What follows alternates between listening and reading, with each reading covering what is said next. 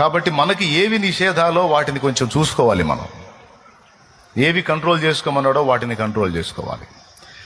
సింపుల్గా తల్లి ఒకటే చెప్తున్నాను నేను, ఒక ఆడ మనిషికైనా మగవాడికైనా, నువ్వు నగలు పెడతావో, నువ్వు చమకాయించే డ్రెస్సులు వేస్తావో, ఏమేస్తావో నాకు తెలియదు. ఒక్కటే నీకు చెప్పే సలహా, నువ్వు విశ్వాసివైనా, పరిశుద్ధుడు పరిచారకురాలివైనా, సేవకుడువైనా, సేవకురాలివైనా, నువ్వు ఫేషియల్ చేయించుకుంటావో, ఐబ్రోసులు చేయించుకుంటావో, లేకపోతే నువ్వే నేర్చుకొని రోజు చేసుకుంటావో,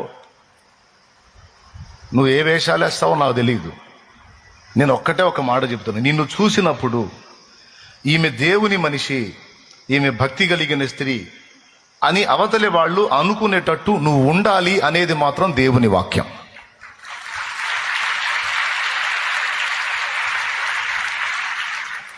పురుషుడా, నిన్ను కూడా చూసినప్పుడు ఇదిగో దేవుని సంబంధి అనుకునేటట్టు నువ్వు ఉండాలి. దైవభక్తి గలవారమని చెప్పుకొను స్త్రీలకు తగినట్టుగా సత్క్రియల చేత మిమ్మల్ని మీరు అలంకరించుకోండి. అది అలంకరణ కావాలి, కానీ దుష్క్రియలు చేస్తా పైకి ఎంత సోకు చేసుకున్నా ఒట్టిదే అని దేవుని వాక్యం చెప్తుంది. కాబట్టి మీరు శుభ్రంగా కనపడాలి, ఉన్నంతలో శుభ్రంగానే ఉండాలి.